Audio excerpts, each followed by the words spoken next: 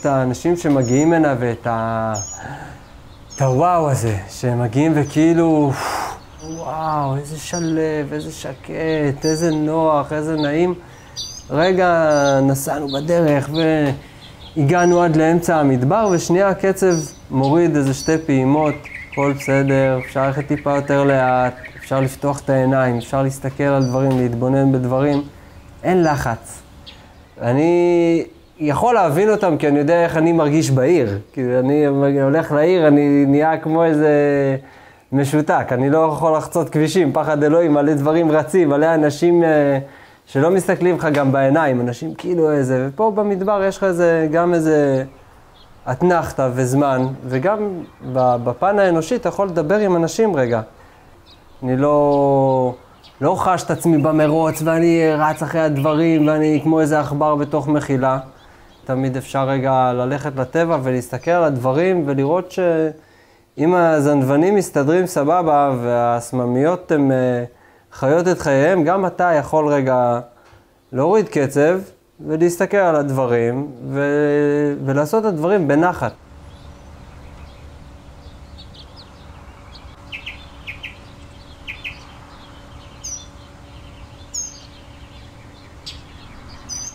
החאן נקרא החאן של איציק, על פי אבא שלי שבנה אותו בשתי ידיים. הוא נמצא בחצבה, בתחילת הערבה התיכונה מה שנקרא.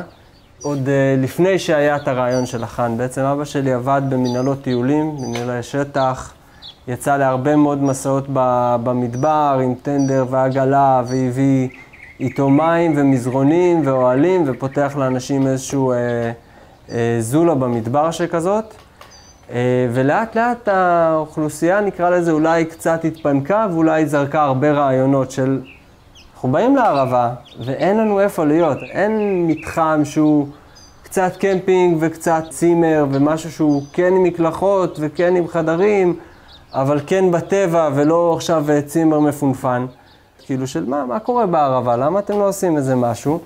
זרו את הזרע הזה של הרעיון. בסביבות 2010 נפתחה פה אופציה בעצם במושב לעשות תיירות חוץ מושבית. בעצם החלפנו את השטחים החקלאיים שלנו שנמצאים מעבר לנחל, קיבלנו את השטח שלנו כאן, ובעצם יצאנו לעבודה שהיא הייתה עבודת הרפתקה כזאת, לא בדיוק היה משהו מאוד מוסדר. זה גם הווייב שלנו, לא היה לנו איזה תוכנית בנויה ואנחנו הולכים לרוץ על זה, אלא יותר בונים את המבנה הגדול, שיהיה איפשהו לאכלס את האנשים באמת ויהיה איזשהו אווירה, ואחרי זה את המטבח, שיהיה להם איפה לבשל, ואחרי זה איזה פינת מדורה אחת. תהליך שהוא ארוך ומתמשך וממשיך עד היום. הרצון שלנו שכל פעם שמישהו יבוא, הוא יראה משהו חדש במתחם. יש לי הרבה מאוד חברים בארץ, וכשאני בא לבקר חברים, בעיקר במושבים, אני אף פעם לא נכנס דרך הדרך הראשית. אני תמיד בא לו דרך החצר. ובחצר אני מתחיל לבדוק מה מתאים לי להעמיס על הטנדר. אין מצב שהייתי מגיע לחבר עם טנדר והייתי חוזר ריק. לא קרה דבר כזה. דלתות וכיורים ושולחנות, מה שעל כל החלונות שיש פה. זה הכל חלונות שאספתי מאנשים. זה לא חלונות מאלומיניום, זה חלונות עץ, זה בדיוק התאים לי. יש שם דלתות כאלה, מעץ חזק, מסיבי. זה פירקו במלון פלאז'ה בירושלים, פירקו חלק מהמלון. יש לי חבר שעבד שם, מצלצל אליי, אומר לי, תגיע עכשיו עם עגלה. מה יש לך? לא משנה, תגיע עם עגלה. אז באתי ודלתות וכיורים ומשטחים, וכל זה כל כך אהבתי לחבר אותם. מה שהיה פעם חממה, אז לקחתי את הקונסטרוקציה, מנהרות אווירות, אז לקחתי את הקונסטרוקציה, ולאט לאט התחלתי לבנות את המקום הזה, וראיתי ברכה בעמלי. אני ממש גאה בעצמי למה שהגעתי. אני שמח לעשות את הדברים האלה, וכיף לי עם זה, ויש לי הרגשה מאוד טובה. קרה לי משהו טוב בזמן האחרון. רן, הבן שלי, הוא זה שלוקח את הניהול של החאן. אני עובד אצלו. אז זה מאוד נחמד. אני מנצל את הידע הטכני שלי ואת הידיים שלי. במקביל אני גם עושה את הטיולי ג'יפים ואת המנהלות, ואני ממש סומך עליו, וטוב לי עם זה, והוא כנראה שהוא עושה את זה טוב.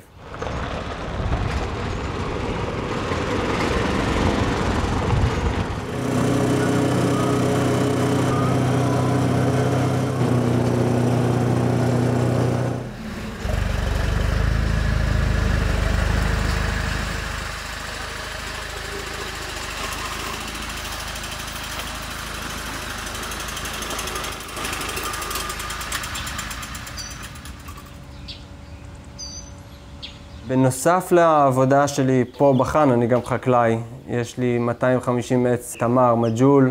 גדלתי ככה, אז יש לי משהו שהוא מאוד שורשי בדבר הזה, ללכת לשדה, לגדל תמרים, לעשות את כל התהליך מהרגע שאתה רואה את המתחלים הקטנים יוצאים, ללכת לדלל את הפרי או להביק את הפרי, ואחרי זה לחכות ולשים שקים ולראות את הצבע שלהם נשבר מירוק, צהוב ואז חום, ואז אתה פוצח בגדיד וממיין את זה ביד ומוציא את התוצרת שלך שהיא באמת עם נגיעה אישית. היא לא, אני יודע, אני מכיר את התמרים, אני מכיר מי הם ועברתי אחד בפינצטה, וזה מחמם את הלב וזה כיף, וזה משהו שהוא קשה לי להסביר אותו. הוא משהו של חקלאים, שהוא כאילו איזשהו נגיעה כזאת באדמה.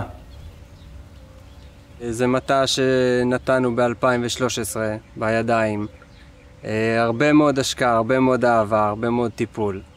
הוא נותן את התוצאות שלו, הוא מחזיר. זה עץ, זה כמו חבר, רק לשנים ארוכות, זה חבר שלא עוזב אותך. אז מתייחסים אליו יפה, הוא מתייחס חזרה. עצים של תמר יש להם אופי. פה בחן יש עץ ש3 שנים הוא החליט שהוא לא נותן פרי. הוא הוציא פרי מאוד יפה, התחיל והכל הוא הפיל על הרצפה. התחלנו להתלחשש עליו מאחורי הגב, אולי, מה אתה אומר, אולי נוריד אותו. והשנה הוא הפציץ, באמת נראה לי הוא שמע ואמר, חבר'ה, אני פה, אני יוציא פרי, אין בעיה, אל תורידו אותי. צריך הרבה מאוד אמונה, לא ישר להגיד, אתה לא טוב, אני אוריד אותך. תן לו רגע, דבר איתו, והוא כנראה יחזיר את העץ הנדיב שלו.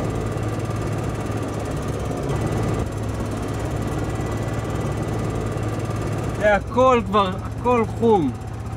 הכל חום, אתה כבר מגיע לעץ, מנער וסיימת את הסיבוב הזה. קלי קלות.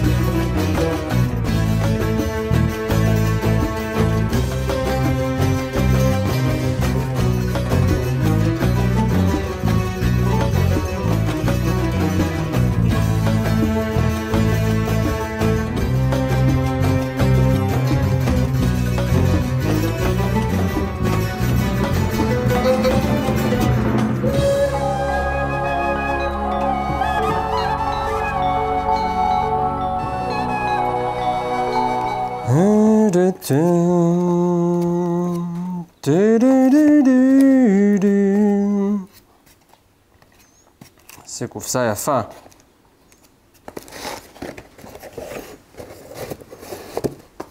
יופי.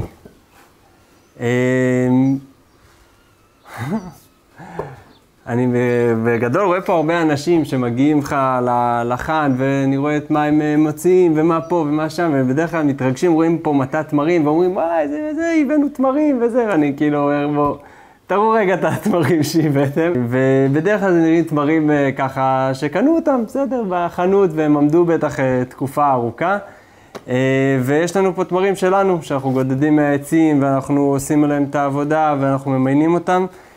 תמרים בעיניי פי 1000 יותר יפים ויותר ככה סודרים יפה, נעימים, טעימים, גם פרי שאתה לא מוצא, באמת אתה לא מוצא את זה בחנות, זה יש לך רק מי שבא ומסדר את זה ביד וממיין פרי תמר שהוא חוויה אחרת לחלוטין.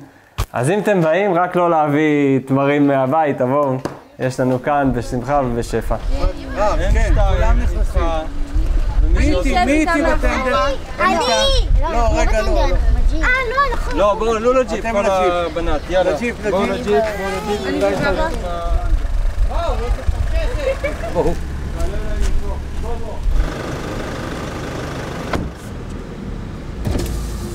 אנחנו יוצאים להשקות את העץ.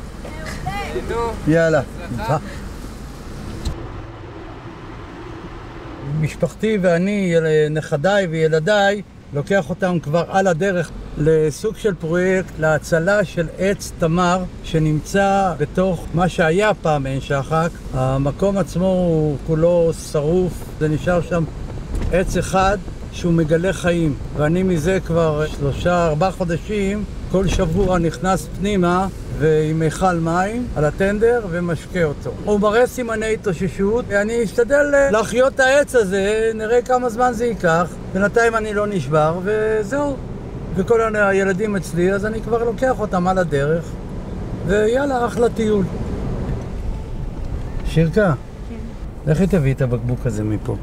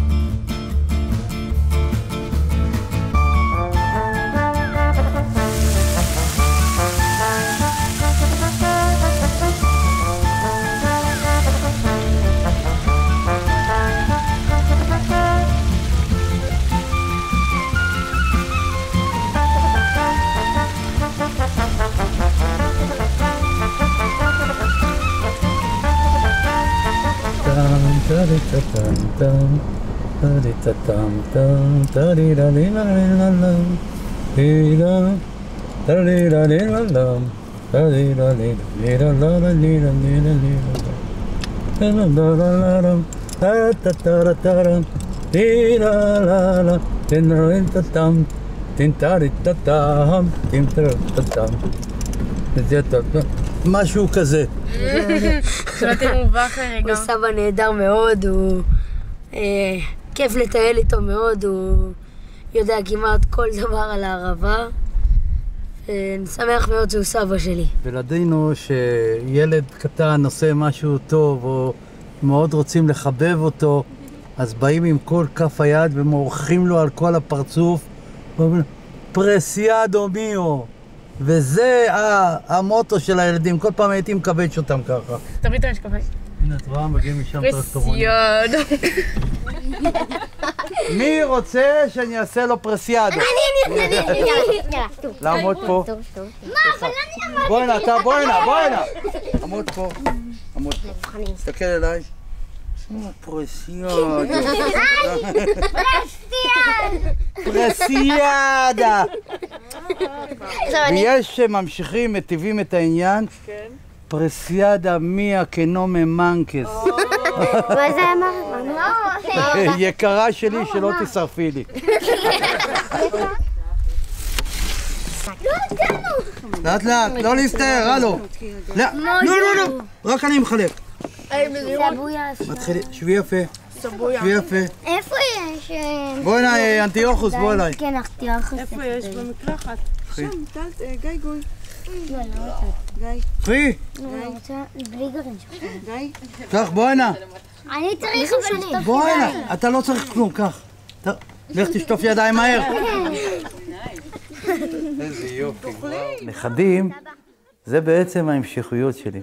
איך שאני באופן אישי יעצב אותם עם המחשבות שלי, עם הצורת חיים שלי, אני מקווה שזה יוביל אותם לחיים הנכונים.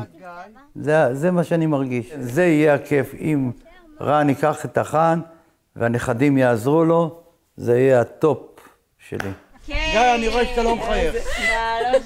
תסתכלו לפה. זהו. עכשיו זה הכי תהיו טבעיים.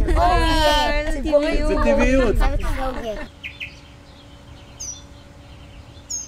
רן, מ-7 לאוקטובר הוא מגויס. הוא בהקפצות כל הזמן.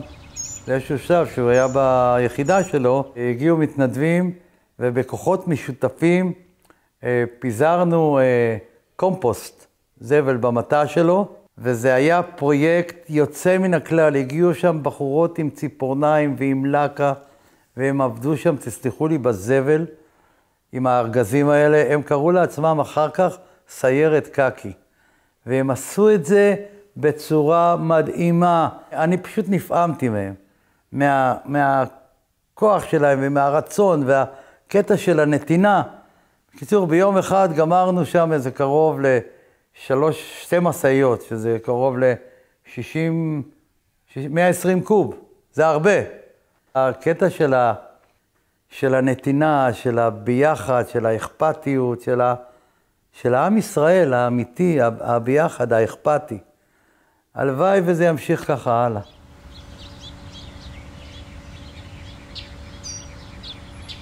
ב7 לאוקטובר אני באופן אישי לא בדיוק הבנתי את עוצמת הטרגדיה ומה בעצם קרה. ואז התחילו לצלצל אליי ולבקש לבוא, לשהות פה בחן, אל תעבור זעם, הם לא ידעו מה קורה עם עצמם. יש אנשים שהם במצוקה וצריך לעזור להם. הגיעו הנה איזה 4 משפחות, אז הם היו אצלי קרוב לחודשיים. אחרי זה מגלן, פלוגת שריון ודובדבן, כל הפלוגות האלה באו הנה לסדר את הראש, מה שקוראים. את זה ככה אני מגדיר את העניין. זה מאוד ריגש אותי, הקטע הזה, ואני נתתי את זה עם כל הלב, והיה לי טוב עם זה, שזה המעט שאני יכול לעזור לאנשים האלה.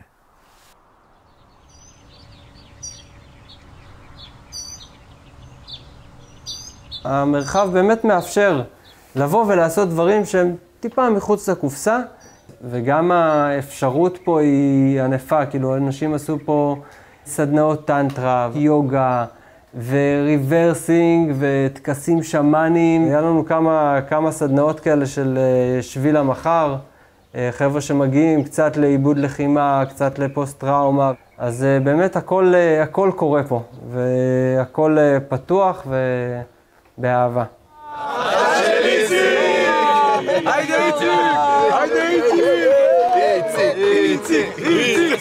פעם שנייה שאני פה,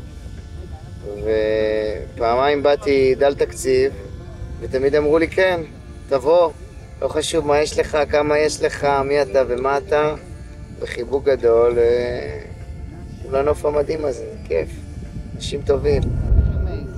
החאן הוא מאוד מאוד מאוד חברי. אנשים שהגיעו הנה פעם אחת, אני כמעט בטוח שהם יבואו לפה עוד פעם, ויבואו אחרי זה עוד פעם, ויבואו אחרי זה עוד פעם, עד שנהיה ממש ממש חברים טובים. וגם אנשים שמגיעים הנה באופן סדיר לחגים, והם כבר כאילו, הם שנים קדימה. הם כבר לא, כאילו זה לא שאלה, אני יודע שמשפחת שיף תגיע הנה בראש השנה, גם השנה וגם שנה הבאה, וגם עוד 3 שנים, כי הם עשו את זה כבר לפני 4 שנים אחורה, וגם עוד משפחות שמבלות איתנו בפסח, שהם מפסח לפסח הם כבר יודעים, טוב, רן, תשמור לנו בבקשה את האוהל הזה והזה, אנחנו מגיעים גם פסח הבא, כאילו שלא יהיה פה בלבול. חיים. חיים, בריאות חבר'ה. חיים, שנה טובה. חיים, נכון, שנה טובה. בדיוק סיפרתי להם שלפני איזה 10-11 שנה הבאת אותי לכאן. 11 שנה זה? 10-11 שנה, לא, פה שהקיעו רק עצים. כן. ולימד אותי להשתין על הצמיג של האוטו. נכון. חביבי. כן, יש לך את זה? כן. איזה כיף, איזה... מאז ועד היום אני עדיין מסתין על זה. נהדר, זה נהדר, זה גם מקרר את הברקסים, וגם שומר על הצמיג. ומסמן את הטריטוריה. כן. אבל לא צריכים לדעת את זה. אז כשאנחנו מגיעים לפה, קודם כל אנחנו שותים הרבה מאוד יין. יושבים על המדורה, מקשיבים למוזיקה, מדברים, עושים צחוקים, אמא שלי מביאה כל מיני משחקים. למרות המצב הביטחוני, אנחנו מרגישים פה פשוט שלווה, מנותקים מכל דבר, מכל החדשות, כאילו עולם אחר, שלווה בתוך הכאוס שמסביב. אין עליי אפילו פלאפון כאן, אני משתדל להתנתק, אין את הרעש, אין את ההמוניות, אין את כל האמבולנסים שכל היום נוסעים, ממש נעים להיות כאן. ישבנו כולנו מסביב פה, מסביב למדורה, אכלנו פויקה, צחקנו,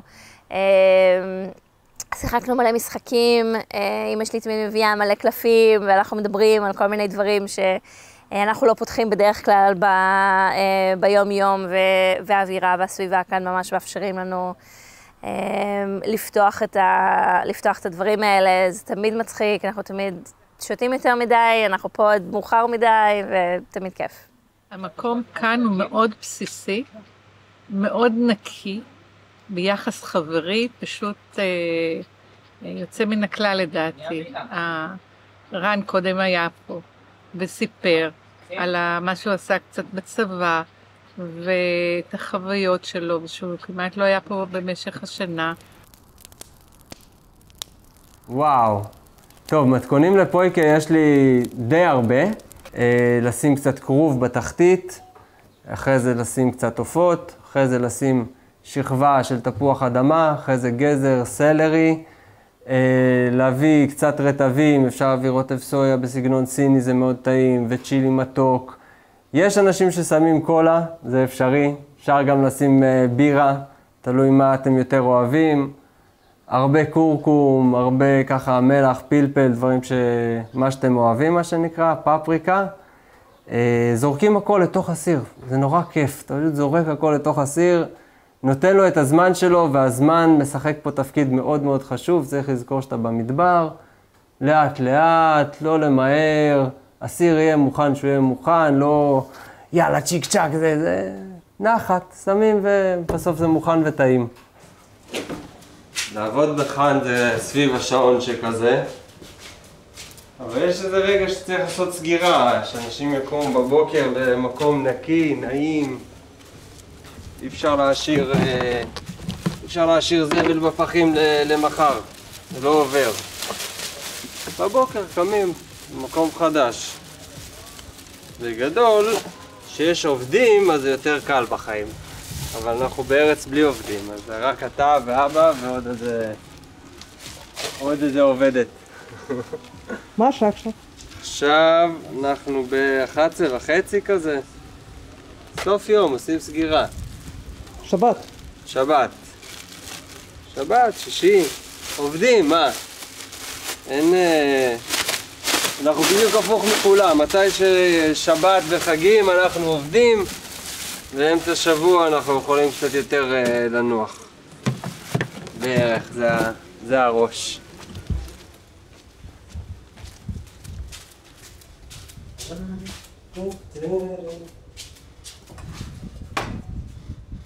ג'ינג'ירלה. הכי טוב להיות כלב. ההצלחה הכי טובה בחיים. תקבל לגלגול הבא.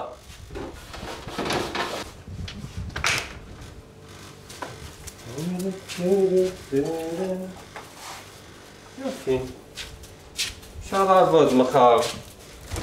חפשו את הפינג'נים שלהם.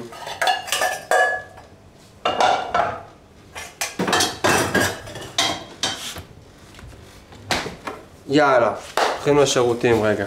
צ'יק צ'ק.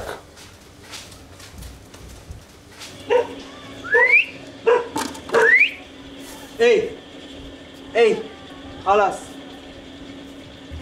היי.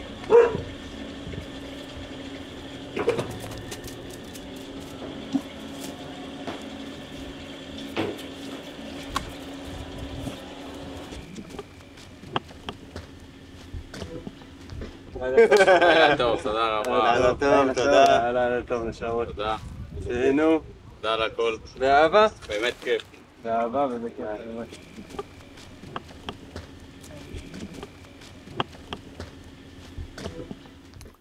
אני היום שואף ל-78, משהו כזה. מה? תסגרי את הפה. כן.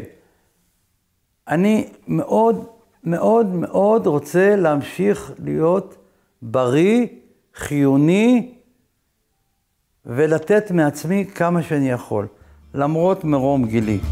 קדימה. הופה! עוד אחד, סיבוב. יד בס, אחד. הופ! יפה, סיבוב.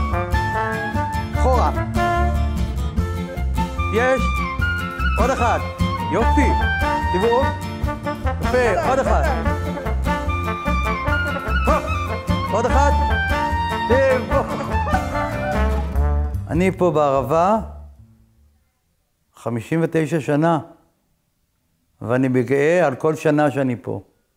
אני לא מחליף את המקום הזה באף מקום.